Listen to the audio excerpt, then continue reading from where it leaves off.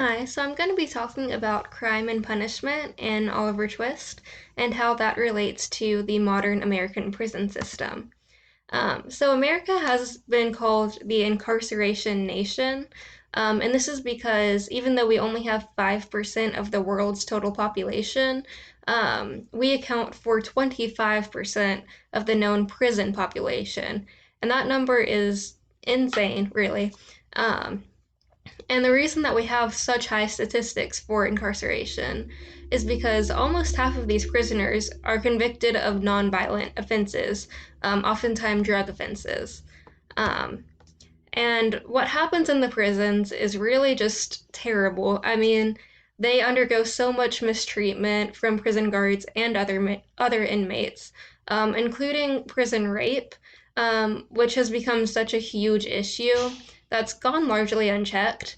And Ben Rich writes that in the years that followed the Prison Elimination Act, little by way of implementation of the supposed zero tolerance policy for prison rape has taken place, other than continued documentation by the BJS of the problem. So, even though this is such a horrific issue, not much is really being done about it besides just documentation. We have the Prison Rape Elimination Act, but even that isn't really doing anything, and it's certainly not doing enough. Um, kind of begs the question of, do we consider our prisoners as people?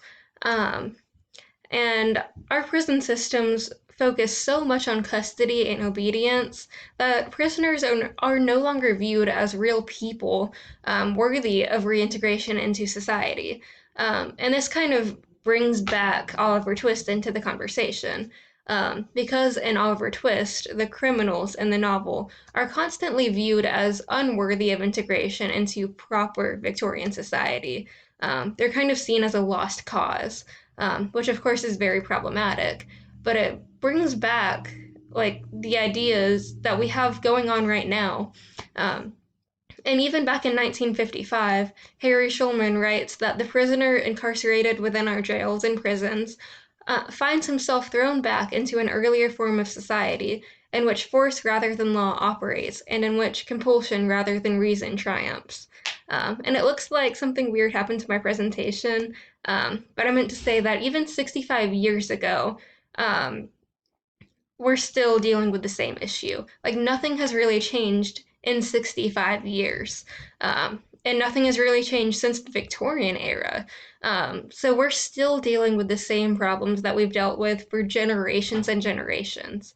And it's really just a sad view of our society. It doesn't matter if we're from England or America, we're still dealing with the same problems. And that also brings into the conversation of the school to prison pipeline. And if you don't know what this is, Laurie McNeil, defines it as a system that funnels poor and minority students out of K through 12 schools and into juvenile and criminal justice systems. Um, so basically, like, you have these students from middle and high school, sometimes even earlier than that, um, and their teachers and school personnel see them inherently as lesser than, see them as someone who's just going to go straight into the prison system, and they hardly ever give them the chance. And McNeil also writes that harsh school disciplinary actions and excessive use of force are more often imposed on minority students, especially of African American and Latino students, more often than their white peers. And this, she writes, is largely due to implicit and explicit biases in school disciplinary decisions. Um, and this kind of is reminiscent of Oliver Twist, because a lot of the Victorians in the novel saw him as just wrong and evil from the very cradle.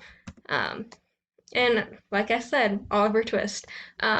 Dickens depicts the lowest members of society, which are the criminals.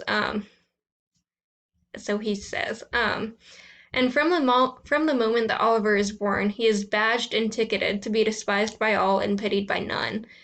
Just as minorities and poor people in America are often badged and ticketed with these harmful stereotypes, that feeds into the school to prison pipeline. Like their teachers and school personnel see them just because of their socioeconomic status and the color of their skin. They're already destined for to become a future prison inmate. And of course, this is a huge, huge problem, but it's something that we've dealt with all the way from the Victorian era and before that. Um, and also in Oliver Twist, Dickens says, or Charlotte says, that poor people like Oliver are born to be murderers and robbers from their very cradle. Which is very reminiscent of the racist rhetoric that we see thrown onto minority and poor populations um, that view them as future criminals from the very cradle, from their birth, um, even though they have no real um, even though they have no real say in their future. It's already ticketed for them. And Dickens is also very concerned with the cause of criminality. And his attempt to answer this question is very problematic, to say the least. Dickens asserts a sort of inborn innocence in Oliver as he instinctually rejects wickedness at every turn. Over and over again, Oliver, even though he was born a parish child, he was ticketed as a future criminal to be hanged. He has this sort of inborn innocence, which we find out later is because he was actually born of more noble birth, which of course is extremely problematic. But even Nancy, who we don't really know her origins, um, she is described as having an inborn goodness as well. And in her case, Fagin is given much of the fault for her criminal acts. Um, and Dickens says that Fagin, who had led her step by step deeper and deeper down into an abyss of crime and misery, whence there was no escape. And here it's interesting that he says whence there was no escape, because it asserts that people who fall into criminal actions are just destined to stay there, that they can't find their way out. And again, Dickens writes that there was something of the woman's original nature left in her still, asserting that there was something natural about Nancy's goodness, that Nancy was naturally supposed to be superior and above criminality and prostitution. And it was really Fagin who was the one who led her. And of course, that kind of inborn goodness is very problematic because it feeds into the stereotypes that we see and into the biases that we see in the American prison system, but also in the Victorian judicial system. And also with Edward Leaford, he was characterized as having an inborn evil. And I thought that this was interesting because even though he and Oliver were born of the same person, um, one of them was good and one of them was evil. So it kind of is a back and forth that Dickens is having with his kind of inborn morality. But even still, the fact that he asserts that there was any kind of natural goodness in anyone is very problematic, and it feeds into problematic rhetoric. And when we think of Victorian crime, let's talk about that for a second. We often get pictures of Jack the Ripper, this big sensationalized thing. But really, a lot of Victorian crime, most of Victorian crime, was just petty thefts, just like we see in Oliver Twist with the pickpocketing. And similarly, many inmates in America prisons are incarcerated for nonviolent drug offenses. Um, so even though we see this big sensationalization, we think that, oh, they're in prison for a reason.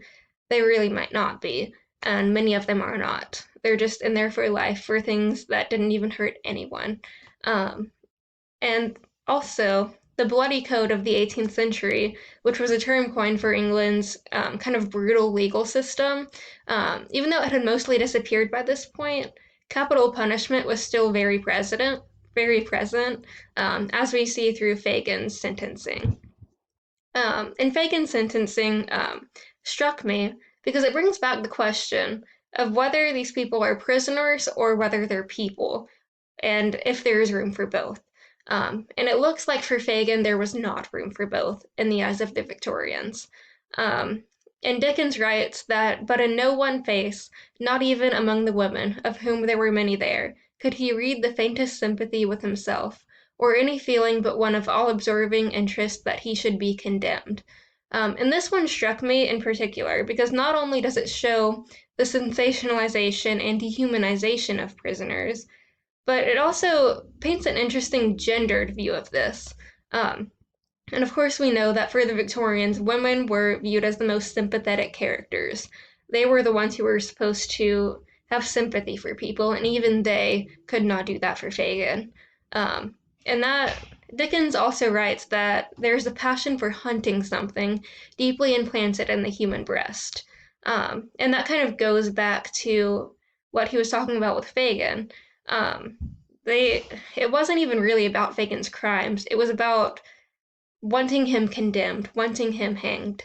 Um, and that kind of goes back to the conversation with American prison systems, where criminals are no longer seen as human beings, um, just like Fagin was not seen as human being, even though he committed these crimes, even though he wasn't a good person. Um, he was no longer seen as human, and I think that's a huge problem. Even terrible criminals should still have some sort of sympathy for them. Um, but yeah, that's all that I have. That's all, folks. Hope you've enjoyed this. Thank you.